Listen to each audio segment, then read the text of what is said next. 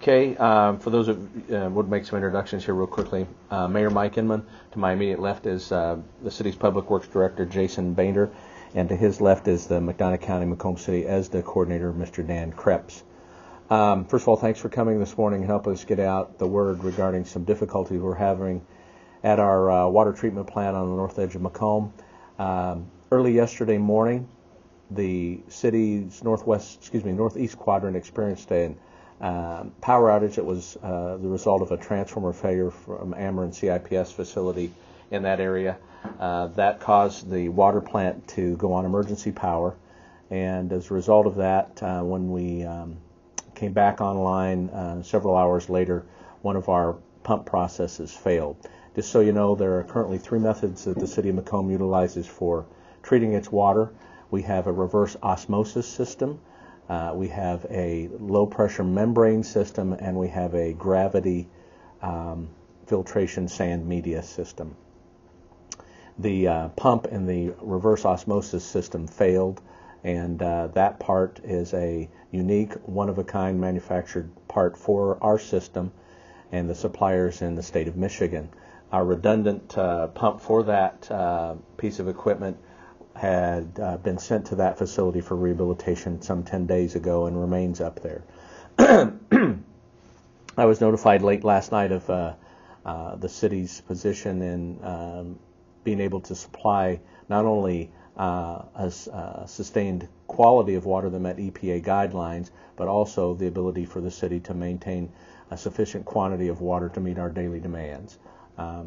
That prompted some very aggressive work by our city staff to make outreach to other sources for supplemental parts that proved to be unsuccessful. We called a meeting of our community stakeholders here this morning at the city's Emergency Operations Center at 4 o'clock to discuss the possibilities of the city not being able to meet the basic demands for water for its citizens. There were representatives from the hospital, the university, our major employer, NTN Bauer, as well as administrative officials from the city. The fire department and the police department were all here. A plan was put into place to begin a conservation effort on the city's part, and that announcement went out shortly after 5:30 this morning to the city residents through our emergency notification system that we'd instituted a conservation order and a boil order, a precautionary boil order for the citizens of not only the city of Macomb, but to our satellite operations in both Bardolph and Colchester. Mayor Danny Bice was here for our 4 o'clock meeting, and he was fully apprised of the situation. Right now, the status is that we made it through this morning's peak demand with people getting up and going to work and preparing for work. Part of our request from the citizenry was to limit their usage of our water for food preparation and for consumption to sustain themselves. We had asked and we continue to ask them to limit showering and bathing and laundering, at least for the next 24 hours as we continue to seek ways to deal with this, and we'll go over how we're doing that here in just a minute. Excuse me. It would appear that with our cooperation from the media, we were able to get that notice out timely enough this morning to have an impact in a positive way on the demand for our water. Our city staff has facilitated the manufacturer of our pump for the RO system to send a technician and the necessary repair parts down. Those are being flown down at the city's expense from the manufacturer in Michigan. They're due to arrive here within the hour. The technician has come prepared. We provided him with technical information regarding the status of the pump as it's set in our RO system this morning, and also provided him with pictures to help support what he needed to bring to make that work for us.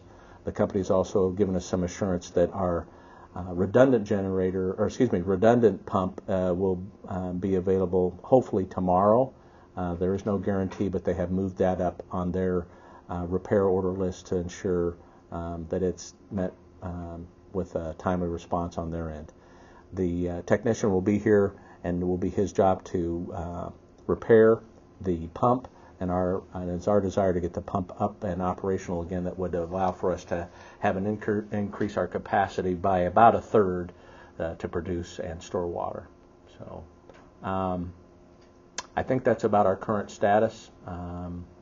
We have also issued an order closing, excuse me, water users like laundromats and car washes. We've also had some outreach to local barbershops, beauty salons, things of that nature, ask them to limit their services today that would be allowing us to conserve water from their operations as well. All of our partners in the community from the university, NTN Bauer, McDonough District Hospital have been great to work with. They have understand and appreciate the position we're in. We've also had great cooperation from the McDonough County Health Department in getting our other food vendors, restaurants, other health facilities fully informed of the status of where we're at. And again, we have water, and people should continue to use it as they would and need to prepare food and to maintain their own sustenance.